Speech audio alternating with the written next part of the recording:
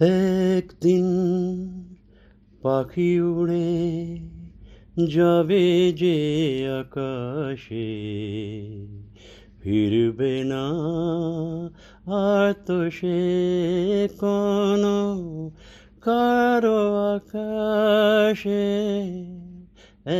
একদিন বুকে যেন বেদনার মেঘ জমে না, মন ভেঙো দিতে যেন আর ঝড় আসে না। তারে ভেবে করো চোখে যেন জল না আসে, জল না আসে। একদিন পাখি উড়ে যাবে যে আকাশে, ফিরবে না আর তো সে কোনো কোনো আকাশে। উদাসীর বাঁশি আর কেন কেউ তো শোনে না, কোনো দিন কেউ তার কেন মন তো বোঝে না। ঘর ছেড়ে কোনো দিন যেন সে পথ না বসে, পথ না বসে। একদিন One day the bird shall fly away in some far sky, shall never return again to anyone's sky. As if her heart is full with clouds of pain, to break her heart the storm may not rise again. No one shall drop a tear in her memory. Why no one any more listens to her painful melody? Why no one ever tried to understand her psyche? Leaving her nest, she may not lose her way. Leaving her nest, she may not lose her way. One day the bird shall fly away in some far sky.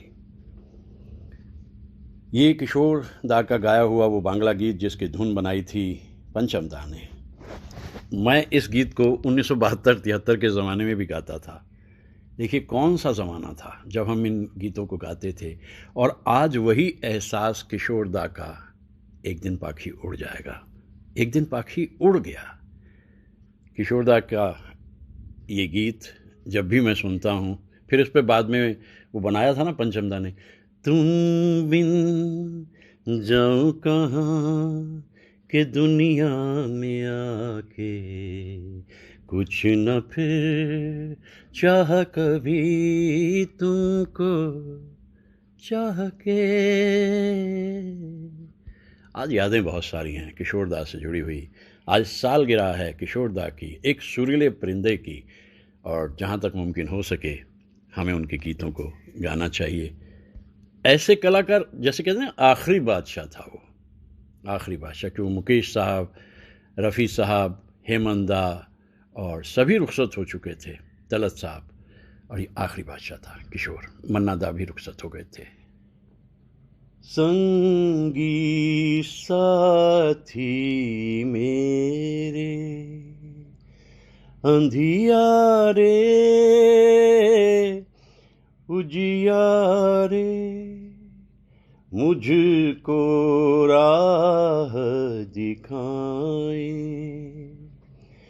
पल छिन के पल धारे,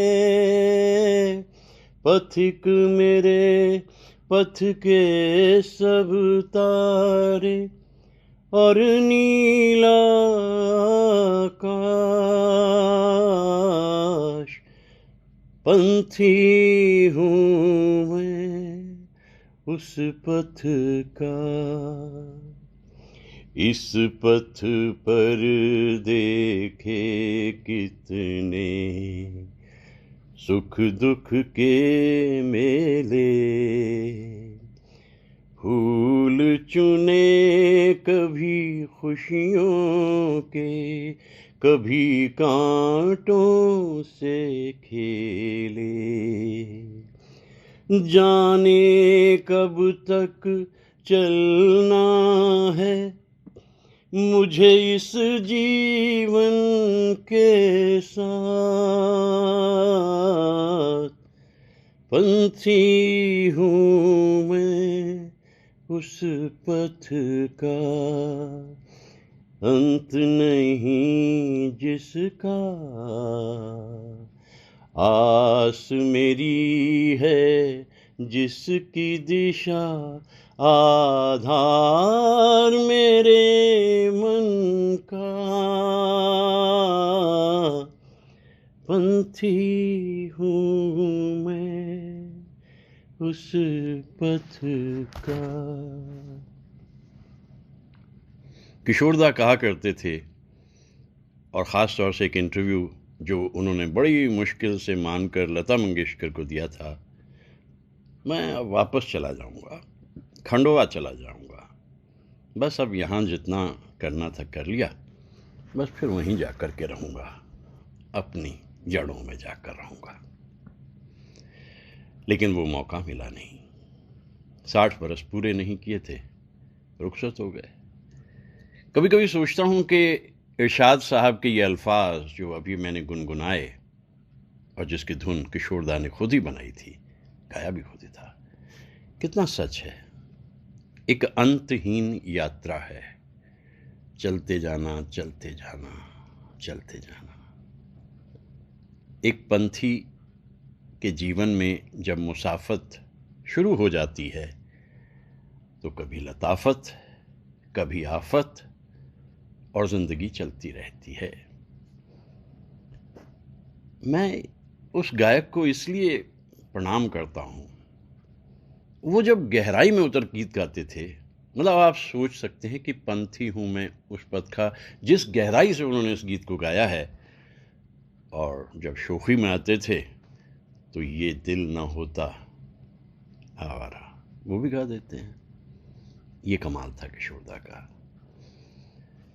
आज सुबह सुबह किशोरदा को याद इसलिए भी कर रहा हूँ कि हमारी ज़िंदगी को सुरीला बनाए रखने में जिन कलाकारों ने योगदान दिया, चाहे वो रफ़ी साहब जिनका जिक्र अभी कुछ दिन पहले मैंने किया, मुकेश साहब जिनका जिक्र और कुछ दिन पहले मैंने किया, और तलत महमूद साहब, हेमंत दा, मन्ना दा और किशोर कुमार, ये मेल वॉइसेस। और उधर तो एक ध्रुव तारे की तरह अटल लता मंगेशकर, और अपनी ही धुन में खोई हुई आशा भोसले।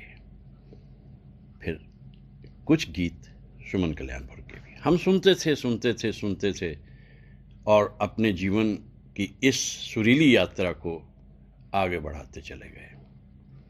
आज पंथी रुका हुआ है, बहुत दिन हो गए हैं, गिनने बंद कर दिए, लेकिन थोड़ा थोड़ा इधर उधर निकल जाता हूँ, चला जाता हूँ इधर उधर,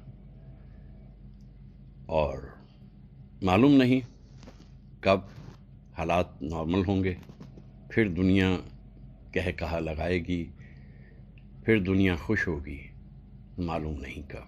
हाँ, एक सबक ज़रूर मिला, ज़्यादा दूर की मत सोचिए। ज़िंदगी को गजों में नहीं इंचों में जीना चाहिए, गजों में नहीं इंचों में जीना चाहिए। छोटे छोटे इंच जो हैं, बस यही खुशियाँ जीवन की सच हैं। लाख छटपटाएं, कितनी कोशिश करें, लेकिन अभी सवेरा दिखाई नहीं दे रहा। कैसा अजब दौर है ये, कैसा अजब दौर है। 22 जुलाई को निकल गया था, हरियाली में चला गया था, और इधर 31 जुलाई को रफ़ी साहब को याद किया, 22 जुलाई को मुकेश साहब को याद किया था। आज 4 अगस्त को फिर निकल गए। किशोरदा को याद करना भी मेरे लिए एक सुखद अनुभव है। ये यमुना के किनारे जाकर के जब मैं सैलाबी यमुना को देखता हूँ तो मैं सोचता हूँ कभी कभी तो ये इतनी खामोश हल्की सी एक नदी की तरह बह रही होती है, और आज ये कितने उफान पे है। ऐसा ही जीवन में भी होता है, कभी कभी खामोशी और कभी कभी इतना कोलाहल, यही जीवन है। अपने ढंग के अलग ही गायक थे किशोर दा, और उनका ये गीत तो मैं बहुत पहले भी गाता था, लगभग 45-50 साल पहले भी गाता था। मुझे मालूम नहीं था कि ये अंतहीन यात्रा इतनी सुखद रहेगी। अभी तक कोई रेग्रेट नहीं ज़िंदगी से, कोई शिकवा शिकायत नहीं, क्योंकि संगीत, प्रकृति और कॉमन मैन, इन तीनों को मिलाकर जो मैंने अपना धर्म बनाया था, ह्यूमनिज़्म, वो इन 4 महीनों में तो उरूज पे रहा है।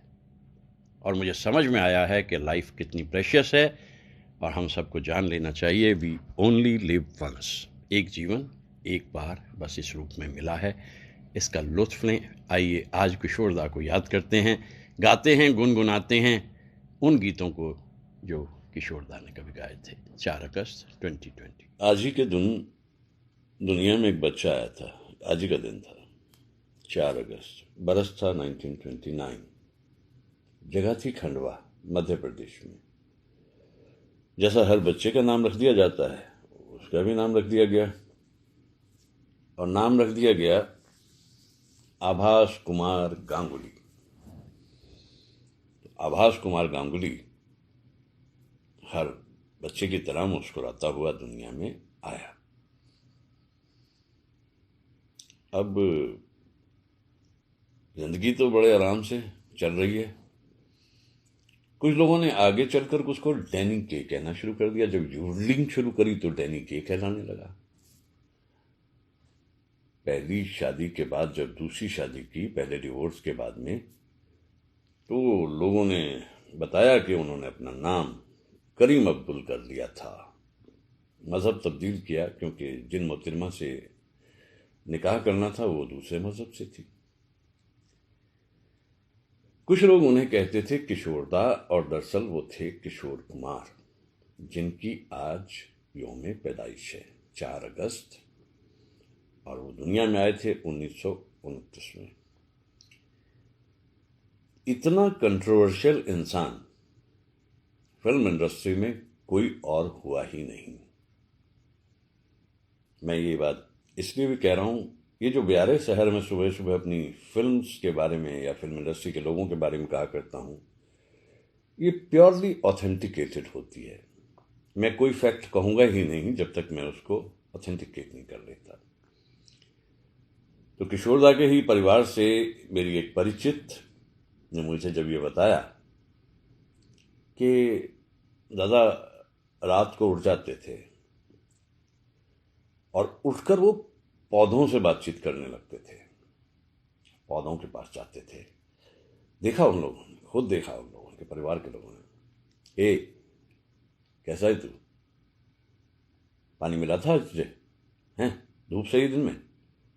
हाँ हाँ। और फिर ऐसे ना हंसते मुस्कुराते फिर जाकर सो जाते थे। ये मैं इसलिए बता रहा हूं कि मुझे ये उन्हीं के परिवार से एक सदस्य ने बताया। ये क्या था,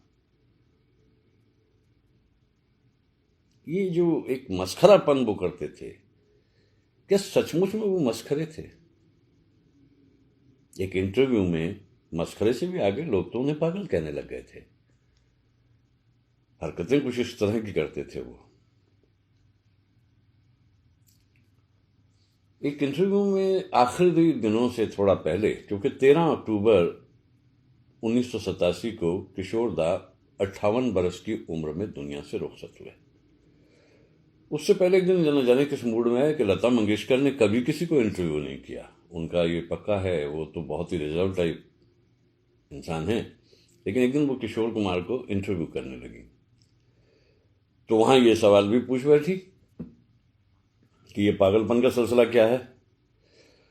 तो मुस्कुराते हुए किशोर दा ने कहा, जब दुनिया मुझे पागल समझती है तो मुझे फिर थोड़ा पागलपन दिखाना भी चाहिए।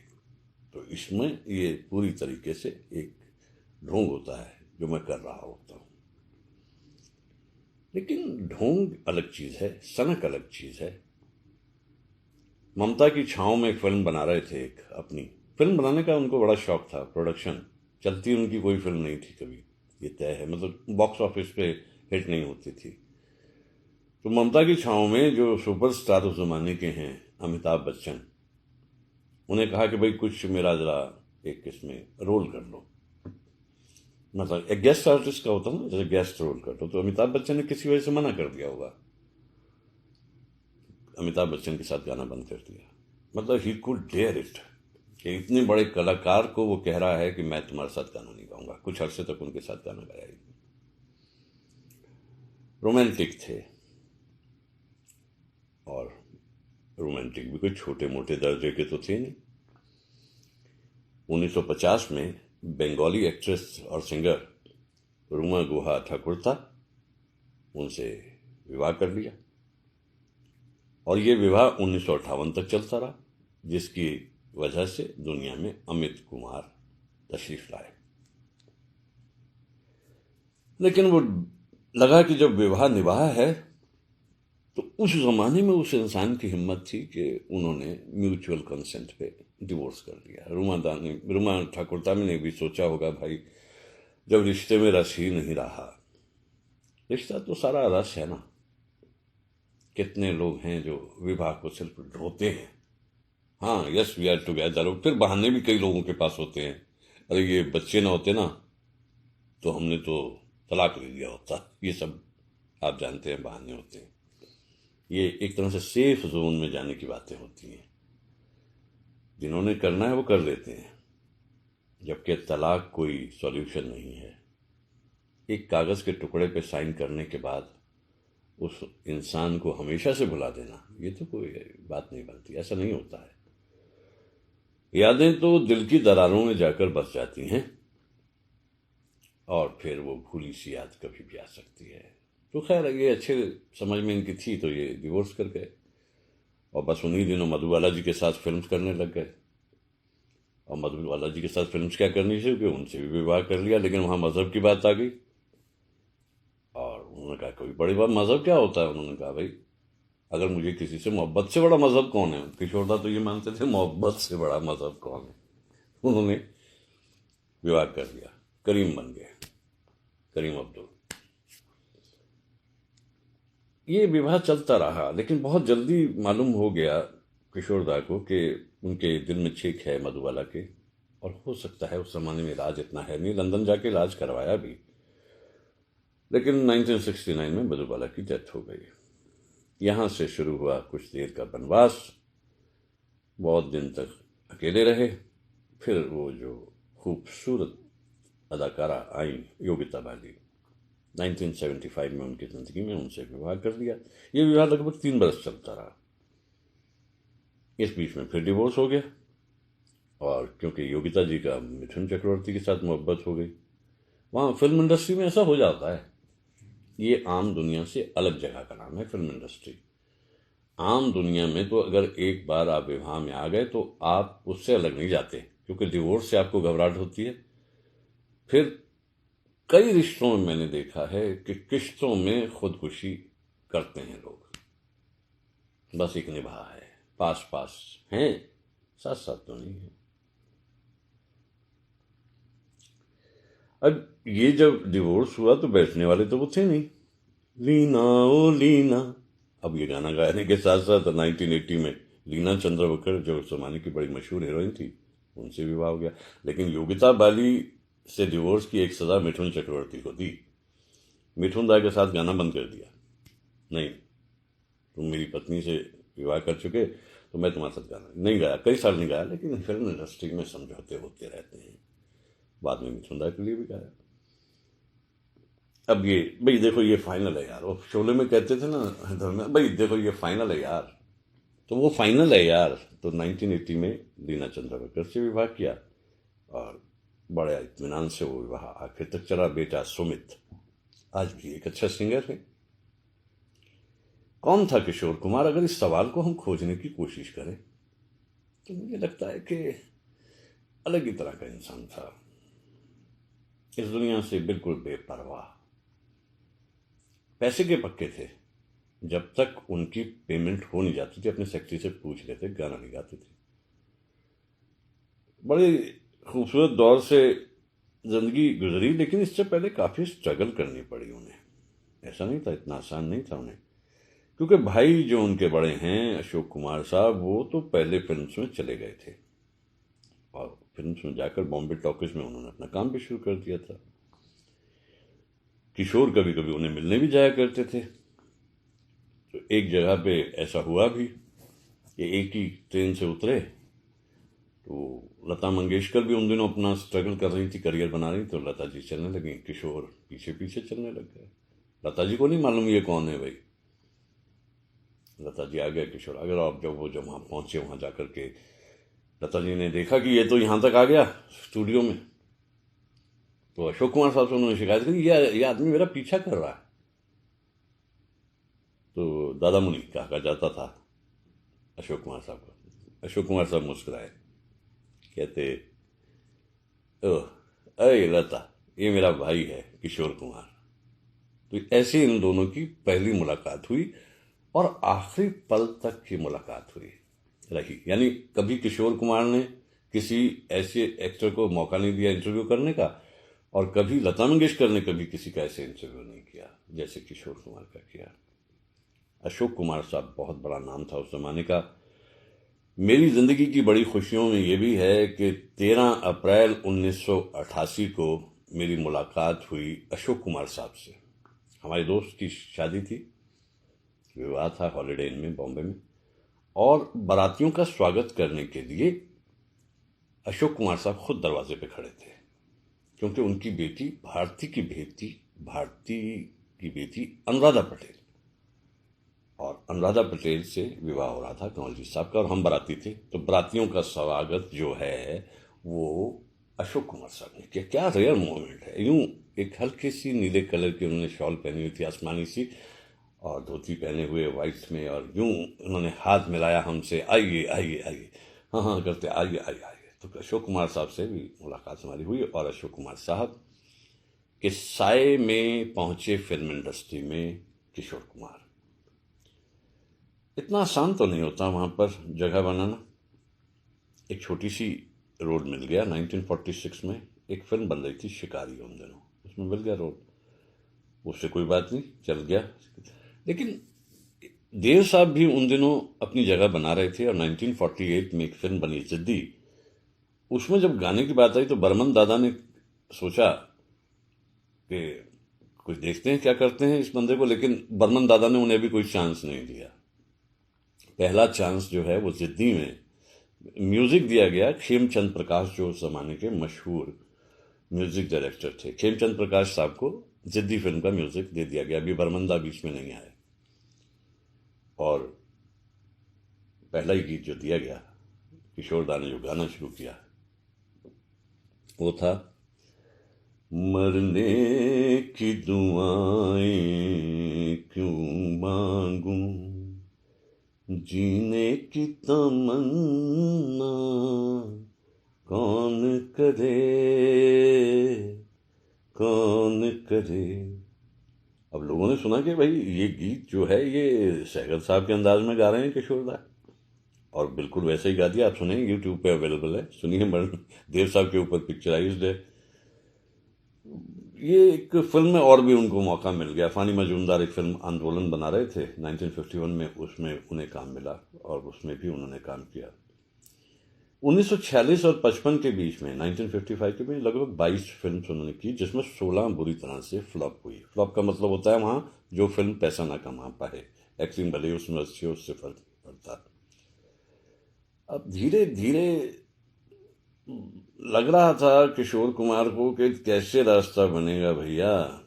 तो नौकरी एक पिक्चर बना रहे थे ऋषिकेश मुखर्जी साहब, वो अभी धीरे से बिमल रॉय साहब के साये से बाहर आकर ये अपनी डायरेक्शन दे रहे थे, और उसमें उसके साथ ही एक बाद में फिल्म मुसाफिर भी बना रहे। सलील चौधरी का म्यूजिक था। एक बड़ा खूबसूरत सा गीत तैयार किया सलील चौधरी साहब ने नौकरी के लिए। छोटा सा घर होगा बादलों की छांव में। अब ये जो गीत है ये हेमंत कुमार ने गाना, लेकिन जैसे ही सलील चौधरी ने सुनी आवाज किशोर कुमार की, तो उन्होंने कहा ये गाना किशोर गा सकता है। और अब आप सुनिए जरा कितनी खूबसूरती से ये गीत गाया उन्होंने। इस बीच में एक सलाह बर्मन दादा दे चुके थे किशोर कुमार को कि देखो किशोर, ये किशोर, साइकिल की तरह मत गाना, अपनी आवाज़ ओरिजिनल रखना। ये बात किशोर कुमार ने समझ ली। बहुत गीत गाए बर्मन दादा के साथ। अब यहाँ पे नया अंदाज 1956 में, नौकरी 1954 में, और फिर चलती का नाम गाड़ी 1958 में। इस फिल्म ने एक नई ही पहचान किशोर कुमार को दे दी। तीनों भाइयों ने मिलकर जो धमाल मचाया, अशोक कुमार, अनूप कुमार और किशोर कुमार, जो धमाल मचाया, हिट फिल्म, और इसमें गीत भी बड़े खूबसूरत। किशोर कुमार चलने फिरने लायक तो हो गए। 1962 में एक फिल्म उन्हें बनी, झुमरू। झुमरू फिल्म को कोई याद करने की बात तो थी नहीं, लेकिन उसमें दो गीत बड़े खूबसूरत बना दिए। ये अपना म्यूजिक था इसमें, अब वो उन्होंने एक्सपेरिमेंट करना शुरू कर दिया था। एक झुम झुम झुम झुम झुमरू तो हिट हुआ ही, लेकिन दूसरा गीत जो उसमें बड़ा खूबसूरत था, कोई हमदम न रहा, कोई सहारा न रहा, हम किसी के न रहे, कोई हमारा न रहा। और इसी में ठंडी हवा ये चांदनी सुहानी। पहली बार मेरा ख्याल है कि लोगों ने किशोर कुमार को सीरियसली लिया। और अब किशोर कुमार को इसके बाद में जो बाकी नए नए आने वाले म्यूजिक डायरेक्टर्स हैं या पुराने म्यूजिक डायरेक्टर्स हैं, उन्होंने भी पहचानना शुरू कर दिया। जैसे कि मिस्टर एक्स इन बॉम्बे जो फिल्म है, उसमें एक बड़ा खूबसूरत गीत दे दिया लक्ष्मीकांत प्यारेलाल ने। लक्ष्मीकांत प्यारेलाल से भी अब उनकी दोस्ती हो गई। मेरे महबूब कयामत होगी, आज रुसवा तेरी गलियों में मोहब्बत होगी। पहला जो एक बहुत हिट गाना निकला वो ये था, और इसमें उनकी अदाकारी भी थी, कुमकुम के साथ काम कर रहे थे, मिस्टर एक्स इन बॉम्बे। इन्हीं दिनों एक फिल्म और बनी, हम सब उस्ताद हैं, वो भी बड़ी अच्छी गई। एज एन एक्टर जो उनका अच्छा पीरियड है वो लगभग 12 बरस का है, 54 से 66 तक। इसमें वो विजंती माला, नूतन, मधुबाला, सभी के साथ में उन्होंने काम किया। चलती का नाम गाड़ी ने तो उन्हें पूरी तरह से एस्टेब्लिश कर दिया था। अब एक फिल्म बन रही है हाफ टिकट। हाफ टिकट मतलब जाहिर है कि मज़ाहिया फिल्म है 1962 में। तो इस फिल्म की खास बात है, एक गाना तैयार किया गया, आके सीधी लगी दिल पे, कटारी, आके सीधी लगी दिल पे। अब ये एक ड्यूएट है, इस ड्यूएट को गाना है किशोर कुमार ने और लता मंगेशकर ने। लता जी तो उन दिनों यहाँ से बाहर थी, तो उस फिल्म के प्रोड्यूसर और म्यूजिक डायरेक्टर जो हैं, उन्होंने कहा भाई जल्दी से जल्दी इस गाने को तैयार करना है, लता जी जब तक आएंगी तब तक तो बहुत मुश्किल हो जाएगी, तो कैसे करें। तो किशोर कुमार ने कहा कि ये जो आवाज़ है लता जी की है तो मैं निकाल सकता हूँ, और उन्होंने लता जी की आवाज़ निकाल दी। तो ये गाना प्राण साहब पे और किशोर कुमार पे है। किशोर कुमार इसमें एक लड़की का रोल अदा कर रहे हैं, मतलब उन्होंने भेष वैसा, ये अपने ढंग का अलग ही गाना है। इससे ये जाहिर हुआ कि ये इंसान कुछ भी कर सकता है, यानी लता जी की बजाय एक ड्यूएट गा दिया, और वो गाना हिट भी बहुत हुआ। और जैसे कहते हैं ना कि बर्मन दा को बहुत उसका दिया गया श्रेय कि उन्होंने जो उनको सलाह दी थी कि अपनी आवाज़ बदल लो, तो उसके बाद में वो बस अपनी आवाज़ बदलते। अब इस बीच में वो हॉलीवुड के सिंगर्स को भी सुनते रहते थे। टेक्स मॉर्टन और जिमी रॉजर्स जो हैं बड़े मशहूर सिंगर्स थे, योडलिंग करते थे। योडलिंग आवाज़ को योडलिंग करना वो कोई और नहीं करता था हमारे यहाँ, वो किशोर दा ही कर पाए। इसके बाद बर्मन दादा से जब उनकी बड़ी अच्छी दोस्ती हो गई तो फिर तो एक सैलाब आ गया फिल्म्स का। 1954 में मुनीम जी, टैक्सी ड्राइवर, हाउस नंबर 44 55 में, फंटूश 56 में, 9-11 57 में, पेइंग गेस्ट फिर 57 में, एंड देन गाइड इन 1965। उसमें गाता रहे मेरा दिल, क्या खूबसूरत। जेल थी, ये दिल ना होता बेचारा, प्रेम पुजारी में तो कमाल कर दिया था, फूलों के रंग से, तेरे मेरे सपने में भी, कितने खूबसूरत गीत। ओ, याद आते हैं। मन जनाब ने पुकारा नहीं, पेइंग गेस्ट, 1957। अब ये जो गीत वो गा रहे थे, जैसे एक लड़की भीगी भागी सी, हाल कैसा है जनाब का, और ड्यूअट्स भी कितने खुशी से गाते थे।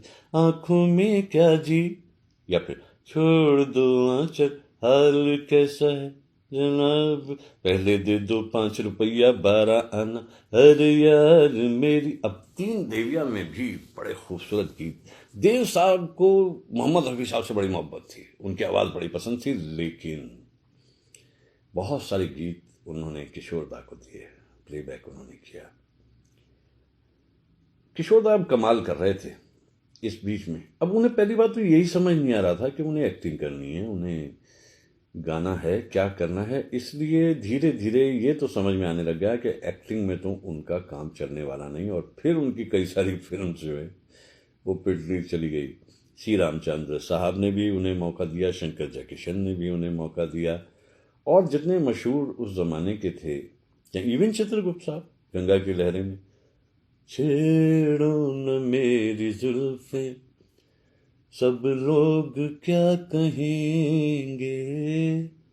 उस जमाने में अच्छी बात यह थी कि मजरू सुल्तानपुरी साहब बहुत गीत लिख रहे थे, खासतौर से एस टी बर्मन साहब के साथ। एक खनक होती थी मजरू साहब के गीतों में, और इसलिए उसका फायदा किशोर कुमार ने उठाया। कंफ्यूजन सा आ गया था। उधर मधुबाला जी की तबीयत काफ़ी ख़राब रहती थी। कभी अभी उन पर कभी लोग ये भी इल्ज़ाम लगाते हैं कि मधुबाला जी की बीमारी को सीरियसली नहीं लिया, लेकिन ऐसा लगता तो नहीं है। जिम्मेदार इंसान थे, लंदन तक उनका ट्रीटमेंट हुआ था मधुबाला जी का, और अब उनकी फिल्म्स थोड़ी उनके हाथ से फिसलने लगी थी। उनको एक्टिंग के तौर पे अब वो ज़्यादा सीरियस नहीं, उनकी फिल्म एक के बाद अब फ्लॉप भी होने लगी थी। और हाफ टिकट में कालिदास जो डायरेक्टर के उनके साथ झगड़ा हुआ तो इनकम टैक्स भी पीछे पड़ गया। तो अजीब किस्म के इंसान थे। एक गाने में कहते हैं पीछे पड़ गया इनकम टैक्स, हम इनकम टैक्स ने काफ़ी परेशान किया उन्हें। अलग तरह की वजूद था उनका। 1974 की फिल्म थी आपकी कसम। आपकी कसम का एक गाना पिक्चराइज होना है, जय जय शिव शंकर। तो बार बार जो है प्रोड्यूसर कहते हैं किशोर कुमार से, अरे साहब इस गाने को करा दो जरा ढंग से जल्दी से, मेरा 50,000 रुपया इस पे खर्च हो चुका है इस गाने पे। उस जमाने में 50,000 बहुत पैसा होता था। तो बात कहीं जाकर लग गई किशोर कुमार को, ये बार बार मुझे क्यों नहीं याद दिला रहा है। तो जब बार फाइनल रिकॉर्डिंग उस गाने की हुई, तो आप अगर सुने, बाद में जब वो बज रहा है ना, उसमें वो कुछ अपनी आवाज़ें निकालते हैं, तो अरे बजाओ रे बजाओ रे, अरे बजाओ, 50,000 का नुकसान हो चुका है, अरे बजाओ। गौर से सुने तो आपको सुनाई देगा। प्रोड्यूसर क्या कहे, अब किशोर कुमार है। हर इंसान की जिंदगी में एक मुकाम आता है जो उसके जीवन को बदल देता है। 1969 में शक्ति सामंत साहब ने अपनी फिल्म आराधना बनाई। पहले ही जिक्र कर चुका हूँ रफ़ी साहब के बारे में, 2 दिन पहले ही जिक्र करते हुए, 4 दिन पहले। ये 2 गीत, मेरे सपनों की रानी और दूसरा गीत उनका जो था रूप तेरा मस्ताना, ये रफ़ी साहब ने गाने थे, लेकिन ये गीत पंचम दा ने किशोर कुमार से रिकॉर्ड करा दिया। और ये गीत इतने हिट हुए कि इसके बाद सितारा बुलंद हुआ किशोर कुमार का।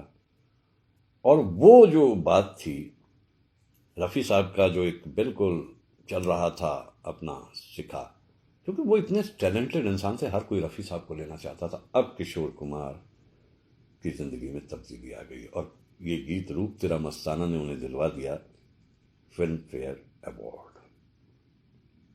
इसके बाद तो बहुत, कोई हीरो नहीं है ऐसा जिसके लिए ना गाए हों गीत किशोर कुमार। राजेश खन्ना हो, अमिताभ बच्चन हो, धर्मेंद्र हो, कोई भी एक्टर हो, यहां तक कि दिलीप कुमार, सगीना महतो में दिलीप साहब भी आ गए। बहुत ही कमाल की आवाज को तब्दील करते थे। मेरा ख्याल है कि सबसे ज़्यादा गीत राजेश खन्ना के लिए गाए उन्होंने, अराउंड 245 सॉन्ग्स, और रफली अराउंड 92 फिल्म्स में। ये भी एक रिकॉर्ड है अपने ढंग का, शायद इतने गीत कभी किसी ने किसी के लिए नहीं गाए होंगे। यहाँ तक कि देवानंद साहब के बारे में कहा जाता तो 119 गीत देवानंद साहब के लिए गाए थे किशोर साहब ने। राजेश खन्ना नंबर 1, फिर जितेंद्र के लिए 202, अमिताभ बच्चन के लिए 131। अब जो गीत वो गा रहे थे उसमें एक नशा आने लगा था, खिलते हैं गोलियां हाँ। और इस गीत की खूबसूरती मीत ना मिला, और यहां तक कि दिल आज शायर है, गम आज नगमा है, ये कितना खूबसूरत गीत गाया था। कटी पतंग ने तो 1971 में किशोर साहब को कहीं से कहीं पहुंचा दिया। सारे ही गीत बड़े मशहूर हुए, यहाँ तक कि रात कली ख्वाब में आई जो मदन मोहन जी की धुन है 1971 की, बुढ़ा मिल गया नहीं, पंचमदा की धुन है, रात कली ख्वाब की आई। मदन मोहन साहब के लिए उन्होंने गाया था, सिमटी सी शर्माई सी किस दुनिया से तुम आई हो, ये था परवाना फिल्म का गीत। बहुत गीत गाए, अब कोई कमी नहीं थी उनकी जिंदगी में। लेकिन 1981 में पहली बार दिल का दौरा पड़ा उन्हें, पहली बार, और उसके थोड़े ही अरसे में दूसरी बार भी पड़ा। अब वो जिंदगी की जो सच्चाइयां हैं वो समझ में आ रही थी किशोर दा के। गीत में भी गहराई बड़ी आने लगी थी उनकी। ये जीवन है इस जीवन का, कितना गहराई से गाया है, जीवन से भरी तेरी आंखें। क्या अभी इस गीत को सुनता हूँ वाकई सोचता हूँ। तो 1968 उनकी जिंदगी में एक इम्पॉर्टेंट पड़ाव इसलिए भी है कि वो एक्टिंग जो फिसल गई थी, एक फिल्म बनी पड़ोसन, महमूद साहब का उसमें मेन किरदार था, लेकिन पड़ोसन में जो कमाल कर दिखाया एज एन एक्टर किशोर दा ने, बस वो हमेशा याद रहता। आज भी लोग जब देखते हैं उस फिल्म को देखते देखते गिर जाते हैं नीचे। तो वो फिल्म टर्निंग पॉइंट इसलिए है कि वो मज़ाहिया फिल्मों की इस फहरिस्त में बहुत ऊपर है, वो बहुत ऊपर है। 1984 में शराबी में जहां उन्होंने एक तरफ पग घुंघरू गा दिया, मंजिलें अपनी जगह हैं, रास्ते अपनी जगह, क्या गहराई से गाया है। और उसी वक्त 1975 में चलते चलते मेरे ये गीत याद रखना। सबसे बड़ी जो ख़ास बात है किशोर दा की, वो है वर्सटैलिटी। बहुत ही कमाल से तब्दीली कर देते थे वो,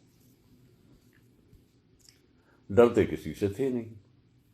1975 में हिंदुस्तान में इमरजेंसी लग गई और एक पार्टी की मीटिंग होनी है बॉम्बे में, उसमें सभी कलाकारों को जाना है। Nobody could dare say no.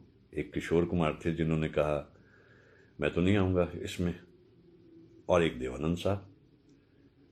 अब अगर हुकुम उदूली करोगे तो मियाँ सज़ा सहनी पड़ेगी, और नतीजा ये निकला कि ऑल इंडिया रेडियो और विविध भारती पे किशोर कुमार साहब के गीत बंद कर दिए गए। ये सज़ा मिली हवाओं में उड़ने की वो सज़ा यारो। क्यों नहीं भाई, तुम्हें जो कहा जा रहा है वो तुम क्यों नहीं करते? वो कहते नहीं करते। देखिए, यहाँ आकर के मैं किशोर साहब की तारीफ करता हूँ। अपनी जिंदगी की लगाम मेरे अपने हाथ में रहेगी, मैं नहीं सुनता किसी की। इमरजेंसी खत्म हुई। वैसे ये कहा जाता है कि दोस्ती इतनी गहरी थी दोनों की।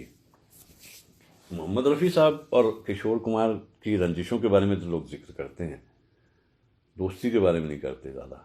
कहा जाता है कि जब ये बैन हो गया तो इसमें रफ़ी साहब बड़े चिंतित हुए और उन्होंने हुक्मरानों से जाकर बात की और कहा कि ऐसी सज़ा एक कलाकार को नहीं दी जानी चाहिए। अब जो जीवन का दौर है, कुछ अजीब से मूड में आ गए हैं किशोर दा। जैसे जैसे 87 का बरस आ रहा है, कुछ अजीब से मूड में। अजीब सी बात है, इंटरव्यू में भी कह रहे थे लता मंगेशकर से कि लगता है वापस चला जाऊंगा, अब खंडवा जाना चाहता हूँ, अपने वतन अपने गांव वापस जाना चाहता हूँ। तो लता जी ने पूछा भी उनसे, क्या करेंगे, आपके पास तो म्यूजिक आपका पहला लव है। कहता स्टेज शो किया करूँगा, तुम्हें कहीं ज़रूरत हो कभी मेरी तो मुझे बुला लेना, स्टेज शो करा करो। स्टेज शो से शुरू में बड़े घबराते थे।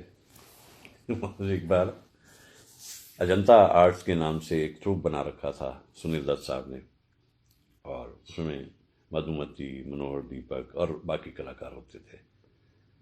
तो क्या हुआ कि एक बार फौजियों के लिए जाना है, उनको एंटरटेन करने, और कहा गया कि चलो किशोर कुमार को भी ले चलते हैं। किशोर कुमार, मैं नहीं भाई स्टेज पे, लेकिन बाद में जब वतन की बात आई तो चल दिए। वहाँ पहुँचे, कहने लगे देखो सीधी सी बता रहा हूँ दत्त साहब, मैं पहले बोल रहा हूँ कि मैं स्टेज पे नहीं, मेरे सामने पर्दा कर देना, मैं पीछे से गाऊंगा।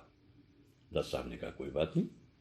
तो दत्त साहब ने पर्दा कर दिया आगे, और जब अपनी धुन में गाते हुए पूरे तन्मयता में चले गए किशोर दा, तो पर्दा उठा दिया। फौजी देख रहे हैं, सारे खुश हो रहे हैं किशोर कुमार जो हैं। फिर उसको बड़े अच्छे उसमें उन्होंने लिया। अजीब सी जिंदगी थी ऐसे। कोई लोग कहते हैं कि ऋषिकेश मुखर्जी साहब 1971 में जो आनंद फिल्म बना रहे थे उसमें किशोर कुमार को लेना चाहते थे, लेकिन सच ये भी है कि वो राज कपूर साहब को भी लेना चाहते थे। बाद में ये फिल्म राजेश खन्ना साहब के सामने आई। रवेल साहब और सिप्पी साहब बड़ी अच्छी तरह से जानते हैं कि जो सनक थी, उस सनक के जरिए वो किसी इंसान को कितना परेशान कर सकते थे। बहुत अवार्ड्स मिले। 1970 में रूप तेरा मस्ताना, 1976 में दिल ऐसा किसी ने तोड़ा, 1979 में खई के पान, 1981 में हजार राहें खयाम साहब का संगीत, 1983 में पग घुंघरू, और 84 में अगर तुम ना होते, मंजिलें अपनी जगह, 1985 86 सागर किनारे। बहुत अवार्ड, नॉमिनेशन तो बेहद रहे। मैं उस इंसान की इसलिए तारीफ ज्यादा करता हूं, अपनी शर्तों पे उसने जिंदगी को जिया। ये तो हर किसी के बस का काम है, नहीं मिलता इतना मौका किसी को अपनी तरफ से जीने का। जो ठीक लगा वो किया, बेबाक, डरे नहीं कभी किसी से, और इस तरह से जो कमाल वो करते चले गए, उसी से उनका नाम बिल्कुल अलग हो गया। और लोग एक फॉर्मेट में जीते हैं। किशोर कुमार की अपनी एक अलग सोच थी। यहां तक भी किया जब उनकी हद है वैसे सनक की, अपने दरवाजे पे लिख दिया उन्होंने कि बिवेयर ऑफ किशोर, किशोर से सावधान। और जब एक दिन प्रोड्यूसर डायरेक्टर एच.एस. रवेल साहब अंदर पहुंचे तो उन्होंने कुछ पैसा देना था, चुकाना था किशोर का, तो कहा जाता है कि उनका हाथ काट लिया अंदर जाके। मैं तुम्हें कहा था अंदर नहीं आना, क्यों अंदर आए तुम? लेकिन एच.एस. रवेल ने उसको अच्छे ढंग से लिया। जीपी सीपी साहब को देख करके भाग लिए, जीपी सीपी उनके पीछे भाग लिए, और मर्ड फोर्ड पे जाकर के कहीं उनको पकड़ा। और अगले दिन जब बातचीत हुई तो कहने लगे क्या बात कर रहे हो सीपी साहब, वो तो मैं नहीं था। सीपी साहब आपने कोई सपना देखा होगा, ऐसा कुछ नहीं था, मैं नहीं था वो मैं तो उस वक्त खंडवा में था। अब इसका कोई क्या जवाब दे? मुझे कभी कभी लगता है कि in true sense of the word Kishore Kumar एक अंदर से पूरी तरह से डिस्टर्ब इंसान है। उसकी कोई भी वजह हो सकती है। जैसे ये जोकर का जो पोर्ट्रेयल करते हैं कैरेक्टर्स, जैसे चार्ली चैपलिन दुनिया को हंसाते थे, लेकिन अंदर से उनके बड़ा दुख था। और इसीलिए कभी कभी उनके कुछ स्टेटमेंट्स पढ़ने को मिलते हैं, मैं बारिशों में इसलिए चलता हूं और रोता हूं ताकि कोई मेरे आंसू ना देख पाए। वही थीम जो आगे जाकर मेरा नाम जोकर में राज कपूर साहब ने आगे बढ़ाई। दर्द होता है दिल में उसके जोकर के, लेकिन दुनिया को हंसाना उसका काम है। शायद ऐसा ही कुछ किशोर दा के साथ भी था। कितने खूबसूरत गीत गाते थे वो, जो पल पल दिल के पास एक तरफ गा रहे हैं और पल भर के लिए दूसरी तरफ गा रहे हैं। समझते थे पहले अपनी फिल्म्स बनाने का, न जाने उन्हें क्यों ये तय था, उन्होंने जानते थे कि जो वो बना रहे हैं वो जरूरी नहीं कि बॉक्स ऑफिस पे चले। जैसे उन्होंने दूर गगन की छांव में एक बड़ी सेंसिटिव फिल्म बनाई, ममता की छांव में बनाई। बाद में आखिरी दिनों में न जाने क्या सोचकर बढ़ती का नाम दाढ़ी एक फिल्म बना दी। क्यों ऐसा करते थे मेरी समझ नहीं आता, क्योंकि सबको मालूम था कि ये चलने वाली फिल्म नहीं है। बढ़ती का नाम दाढ़ी ने तो बिल्कुल ही डुबो दिया। इतना खर्चा हुआ। जैसे कहते हैं ना कि एक जैसे उम्र आगे बढ़ती चली जाती है और जीवन में आप इतना कुछ पा चुके हैं, तो एक ट्रांस टाइम आता है जहां चैन इत्मीनान से आप रहते हैं। वो जो देव साहब की जिंदगी में भी आ गया था, बस अब कुछ नहीं, इससे आगे क्या पाना है, क्या पाना है इससे आगे, सब कुछ तो मिल गया। फिर मन करता है कि चलो एक बार फिर से अपनी जड़ों पे चलते हैं। यही किशोरदा के साथ हो रहा था। लेकिन 13 अक्टूबर 1987 का दिन था और बड़ी खुशी से अशोक कुमार साहब की 76वीं सालगिरह मनाई जा रही, क्योंकि उसी दिन अशोक कुमार साहब की सालगिरह थी, 76वीं सालगिरह। लगभग 4:45 के करीब शाम को उन्हें एक मैसिव हार्ट अटैक हुआ और उससे उनका इंतकाल हो गया। 58 बरस की उम्र में हो गया उनका अंत। किशोर कुमार के बारे में ये कहा जाता है कि एक आखिर जो गीत उन्होंने तैयार किया था, तुम ही तो वो हो, तुम ही तो वो हो, फिल्म थी खेल तमाशा और संगीत उषा खन्ना का था। तो वो गाना, वो पिक्चर बनी नहीं और वो गाना आखिरी था उनका, तो कहीं ऑक्शन हुआ होगा किसी जगह पर। उस ऑक्शन में वो गीत 15,60,000 रुपए में किसी ने खरीदा। देखिए क्या जुनून लोगों का उस जमाने में, 15,60,000। यूट्यूब के 99 नुकसान हैं, एक फायदा है, पुराने गीत मिल जाते हैं। तो कोशिश की तो ये गीत भी मिल गया। मैं आपको पोस्ट कर रहा हूं अपने इस प्यारे शहर के साथ। उस गीत को सुनिए कि ये उनका आखिरी गीत है और इस गीत के लिए किसी जुनूनी इंसान ने 15,60,000 रुपए खर्च किए। अब ये इजीली अवेलेबल है। फिर वही प्रश्न उठता है, भाई ये किशोर कुमार थे कौन? मेरे ख्याल से वर्सटाइल सिंगर, एक नॉन सीरियस एक्टर। एक्टिंग को कभी सीरियसली लेते नहीं थे, इसलिए उनके सारे जो रोल होते थे, चाहे वो मनमौजी है, झुमरू है, इवन वो गेस्ट आर्टिस्ट, महमूद साहब के तो बड़े अच्छे दोस्त थे। गेस्ट आर्टिस्ट के रोल किया उन्होंने। साधु और शैतान एक पिक्चर महमूद साहब की थी, उसमें उन्होंने थोड़ा सा रोल, लेकिन टाइमिंग बड़ी कमाल थी किशोर कुमार साहब की, टाइमिंग बहुत अच्छी थी उनकी। तो वो जो मैं तसव्वुफ की बात कर रहा था, कभी कभी ऐसा होता था कि अपने लोग कंजूस बहुत कहते हैं कि पैसा नहीं हाथ से निकालते थे, लेकिन विपिन गुप्ता साहब की एक फिल्म बन रही थी दाल में काला 1964 में, उसके लिए 20,000 रुपये दे दी कि दो विपिन दा बनाओ अपनी फिल्म। इधर भी वो कह रहे थे कि लता जी से, अब बस अब मैं चैरिटी किया करूँ, जैसे तुम चैरिटी करती हो ना, मैं भी चैरिटी किया करूँगा, प्रोग्राम्स किया करूँगा, लोगों की मदद किया करूँगा। अंदर से कितनी भी ऊंचाई पे आप पहुंच जाएं, आप अकेले हैं।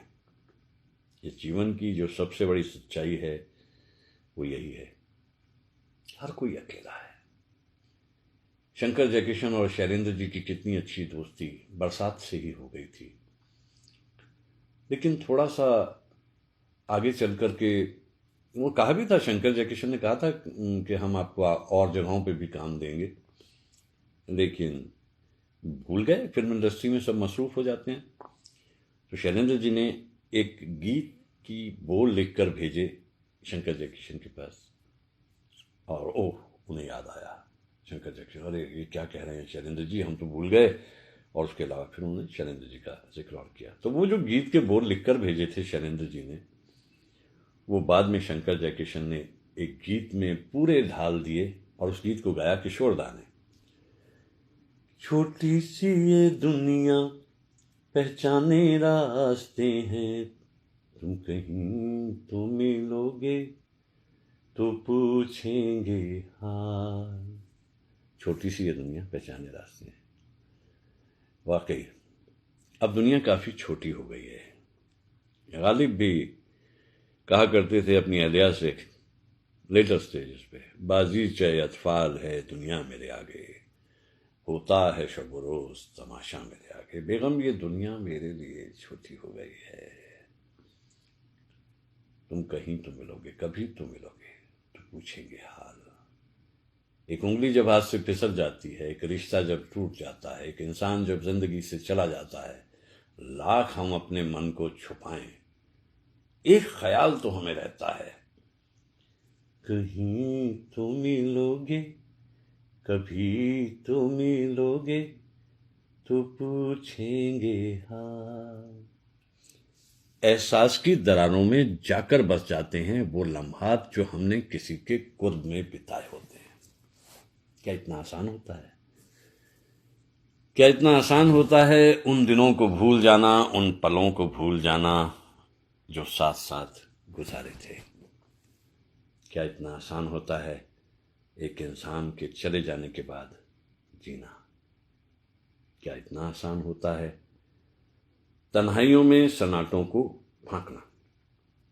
ऐसा नहीं होता, इतना आसान नहीं होता। जीना पड़ता है बस जिंदगी को, जीना पड़ता है बस जिंदगी को। किशोर दा भी लेटेस्ट स्टेजेस पर जाकर कुछ ऐसी ही बातें करने लग गए थे।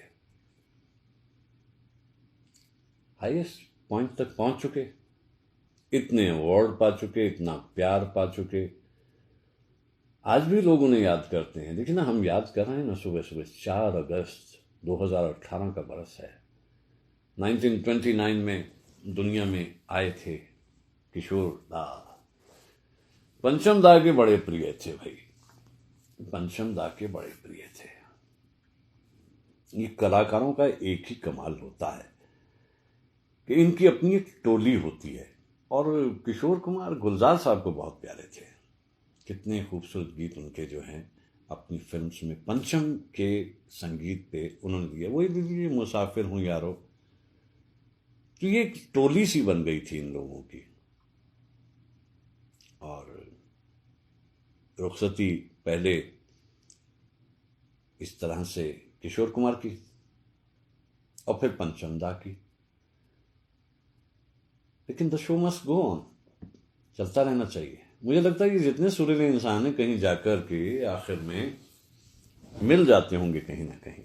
वो स्वर्ग और नरक के कंसेप्ट में तो मैं जाता ही नहीं, मैं तो मानता नहीं उन बातों को। इसी दुनिया में स्वर्ग है, इसी में नरक है, बात महसूस करने की है।